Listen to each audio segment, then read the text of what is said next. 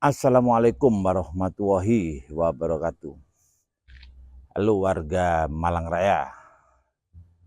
Sebentar lagi kita punya presiden baru. Ya. Setelah itu ada pilihan bupati wali kota. Ya. Ingat guys ya, tonton Pak Prabowo. Ya. Dalam setiap pidatonya, ya, beliau selalu menekankan jangan sampai mengkhianati para pejuang, itu keren. Ya. Di saat pejabat korup itu berarti mengkhianati para pejuang. Untuk itu, ya, yang kali ini mari kita tentukan bupati wali kota yang bersih dari bau korup. Ya. Pastinya kandidat-kandidat baru, ya itu yang bersih dari korup. Ya. Tapi siapapun nanti ya bupati wali kota ya akan saya pantau ya. Di saat kebijakannya tentang korup masih berlanjut, saya siap mengatakan bahwa bupati kamu, wali kota kamu masih korup.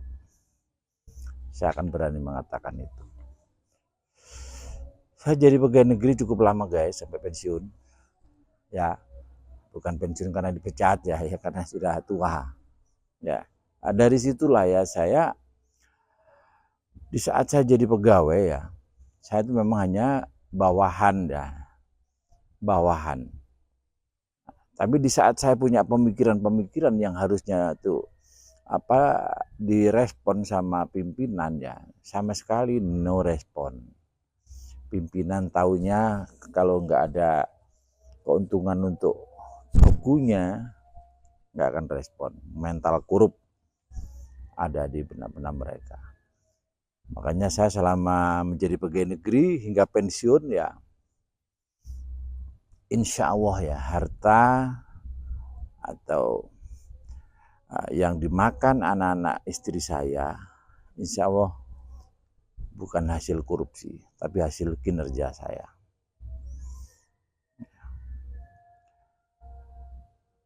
Untuk itu ya mari ya kali ini menurut saya kemerdekaan jilid 2 di bawah kepemimpinan Presiden terpilih Bapak Prabowo Subianto ya. Indonesia ini akan berjalan sesuai dengan relnya ya yang telah dibangun para pejuang Republik ini. Bagaimana menerjemahkan pasal 33 ya Undang-Undang Dasar 45 ya, kekayaan bumi, kekayaan alam ya yang terkandung di dalamnya ya, kekayaan air itu diperuntukkan untuk kesejahteraan, kemakmuran rakyat. Sebesar-besarnya diperuntukkan untuk rakyat. Oke lah, mungkin pemerintahan yang silam ini banyak yang garong-garong ya, sampai miliatan, sampai triliunan, oke lah. Kekayaan yang ada di bumi pertiwi ini masih berlimpah ruah. Ya semoga dengan kepemimpinan Pak Prabowo nanti ya,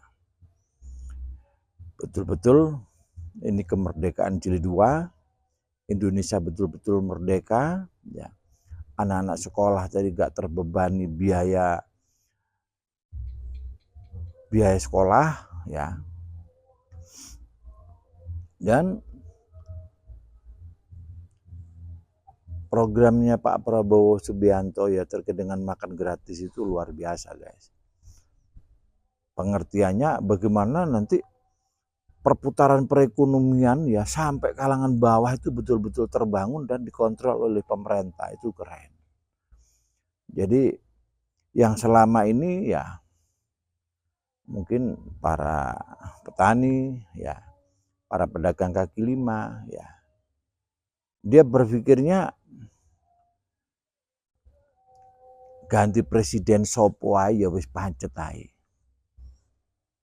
Ya. Yang selama ini terjadi seperti itu. Ganti presiden sopo ae pancet ae. Ya, enggak ngefek. Nah, insya Allah dengan program makan gratisnya untuk anak-anak sekolah ya, yang diprogramkan Prabowo ini, itulah upaya pemerintah ya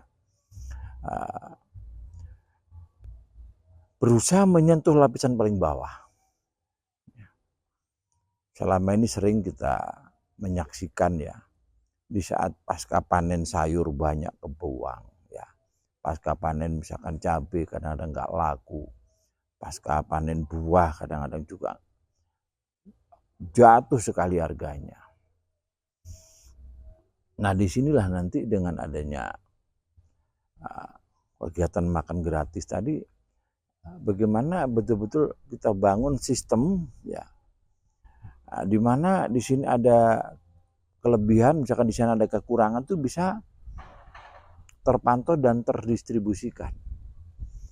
Nah, di sini pastinya pemerintah nanti akan mensubsidi terkait dengan biaya transportasi ya, hasil bumi ya, akan mensubsidi transportasi misalkan distribusi UKM, sehingga produk UKM yang ada di Jawa Timur misalkan mau dijual di Papua, di Kalimantan misalkan ya, itu punya nilai jual ya. Pengertiannya masyarakat punya kemampuan untuk membeli produk itu karena apa?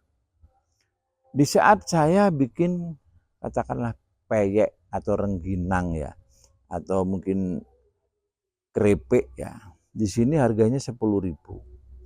Itu saya sudah untung misalkan 2.500. Terus begitu dikirim di Kalimantan, ya ternyata di sana 10.000 itu apa ya? Di saat dibandingkan dengan di Jawa ya, nilai rupiah di Kalimantan itu lebih rendah ya. Jadi 10.000 itu dianggap uang receh. Ya. Karena memang di Kalimantan katanya sih ya, saya belum ke sana, semoga aja saya nyampe ke sana ya. Di sana tuh biaya biaya sehari-hari itu agak tinggi. Ya mungkin dikarenakan pendistribusian hasil pertanian yang kurang balance ini tadi. Makanya besar harapan kami nanti pemerintah itu ada subsidi yang tepat ya untuk pertanian ya, untuk UMKM. Ya, sehingga produk yang ada di sini bisa dijual di berbagai provinsi yang ada di Indonesia, pemerintah memfasilitasi transportasinya. Begitu juga hasil pertanian. Bagaimana nanti hasil pertanian, pemerintah juga memfasilitasi biaya transportasinya, gitu loh. Sehingga produk UKM maupun produk pertanian tadi bisa merata, tersebar di seluruh Indonesia. Semoga aja lah ya. Jadi kemerdekaan jilid 2 ini, para menteri yang dipilih oleh Bapak Prabowo tadi, menteri-menteri yang memang punya dedikasi, punya loyalitas, punya kepekaan, kepedulian ya, untuk mendukung Prabowo untuk menuju Indonesia maju. Oke, mungkin itu yang bisa kami informasikan. Sekali lagi ya, pilkada serentak ini ya, pilih dengan cerdas. Jangan memilih kandidat yang berbau korup, baik itu anaknya koruptor ya atau mantan koruptor ya. Jangan sampai itu menjadi rujukan pilihan. Ingat itu ya. Oke, mungkin itu yang bisa kami informasikan. Akhir kata, wassalamualaikum warahmatullahi wabarakatuh.